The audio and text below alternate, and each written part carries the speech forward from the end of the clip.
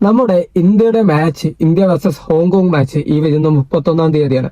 അപ്പോ എനിക്ക് നിങ്ങളോട് പറയാനുള്ളത് മാക്സിമം എല്ലാവരും മാച്ച് അറ്റൻഡ് ചെയ്യുക എന്നുള്ളതാണ്. കാരണം എന്താണെന്ന് വെച്ചാൽ ഇന്ത്യക്ക് ഒരു മാച്ച് നമ്മുടെ കൊച്ചിയിൽ വെച്ച് അല്ലെങ്കിൽ കേരളത്തിൽ വെച്ച് നടക്കുന്നത് 10 വർഷങ്ങൾക്ക് ശേഷമാണ്. ഇതിനു മുമ്പ് അന്നൊരു മാച്ച് നടന്നപ്പോൾ അവിടെ വെറും 3000 കാണികൾ മാത്രമുള്ള കളി കാണാൻ വന്നിരുന്നത്. പക്ഷെ ഇപ്പോഴത്തെ സ്ഥിതി അല്ല, അങ്ങനെയല്ല. നമ്മൾ ഒരുപാട് ഫാൻസ് കാര്യങ്ങൾ, അതുപോലെ തന്നെ ഫുട്ബോളും ഒരു ISL വന്നു, അതുപോലെ തന്നെ സൂപ്പർ ലീഗ് കേരള വന്നു. നമ്മളെ ഫാൻസ് ഇപ്പൊ ഫുള്ള് പവറിലാണ്. പക്ഷെ ബ്ലാസ്റ്റേഴ്സിന്റെ കളി അത് നമുക്കിപ്പോ ഡിസ്കസ് ചെയ്യണ്ട. പക്ഷെ ഇന്ത്യൻ ഫുട്ബോൾ 10 വർഷങ്ങൾക്ക് ശേഷമാണ് ഇവിടെ ഒന്ന് കളിക്കാൻ വേണ്ടി വരുന്നത്. അപ്പോൾ എന്താന്ന് വെച്ചാല് നമുക്ക് ഇന്ത്യയുടെ ഒരു കളി ഒരിക്കലും നമുക്ക് കൊൽക്കത്തയിൽ പോയിട്ടോ മുംബൈ പോയിട്ടോ ഗോവയിൽ പോയിട്ടോ ഒക്കെ കാണാനല്ല. ഇത് നമ്മൾ പല ആളുകൾക്കും ഉണ്ടാവില്ല. അതിന്റെ ഇടയിൽ നമ്മളുടേതായിട്ടുള്ള വേറെ കുറച്ച് ടൈമിന്റെ കാര്യങ്ങളും ഇഷ്യൂ കാര്യങ്ങളും ഉണ്ടാവും. അപ്പൊ കൊച്ചിയിലാകുമ്പോൾ നമുക്ക് അതൊന്നും ഇല്ലാതെ നമ്മുടെ നാട്ടിൽ തന്നെയാണ് കളി. അപ്പോൾ എല്ലാവർക്കും കാണാൻ പറ്റുന്ന ഒരു വെന്യൂ ആണ്.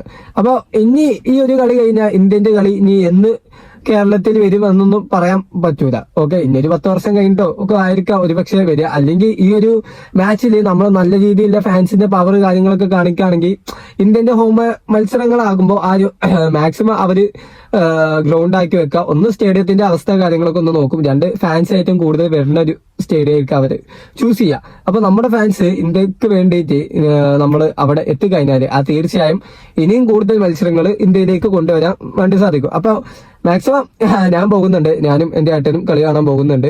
ടിക്കറ്റ് കാര്യങ്ങളൊക്കെ ബുക്ക് ചെയ്തിട്ടുണ്ട്. അപ്പോൾ നിങ്ങളും മാക്സിമം എല്ലാവരും പറ്റുന്ന എല്ലാവരും ആ ഒരു കളി അറ്റൻഡ് ചെയ്യുക, കാണാൻ പോവുക. ഒരു ബിഗ് എക്സ്പീരിയൻസ് തന്നെയായിരിക്കും. പിന്നെ ഇതിന്റെ മാച്ച് ടിക്കറ്റ് എങ്ങനെ ബുക്ക് ചെയ്യാന്ന് ചോദിച്ചാൽ, ഒന്ന് നിങ്ങൾക്ക് ടിക്കറ്റ് ജീനിയിലാണ് ഇതിന്റെ ടിക്കറ്റ് ബുക്ക് ചെയ്യാനുള്ള അവസരമുള്ളത്. അപ്പോൾ ടിക്കറ്റ് ജീനിയുടെ ആപ്പ് നമ്മുടെ ആപ്പ് സ്റ്റോറിലും പ്ലേ സ്റ്റോറിലും അവൈലബിൾ ആണ്.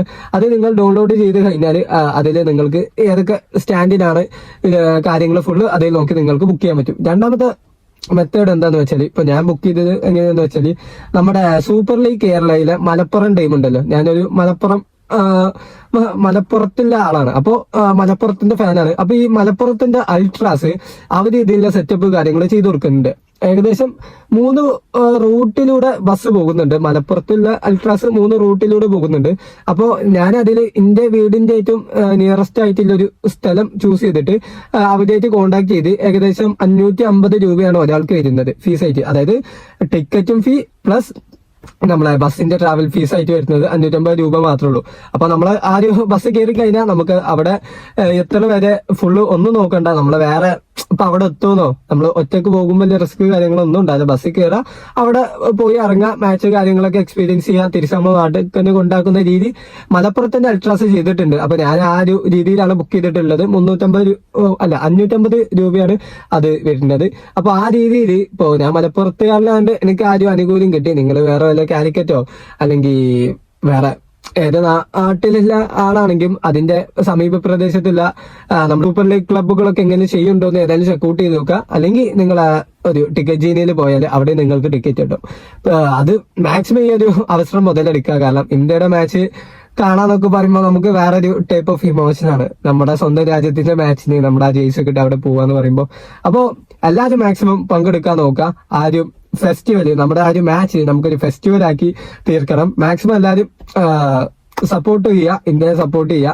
എല്ലാവരും പോയിട്ട് പങ്കെടുക്കുക.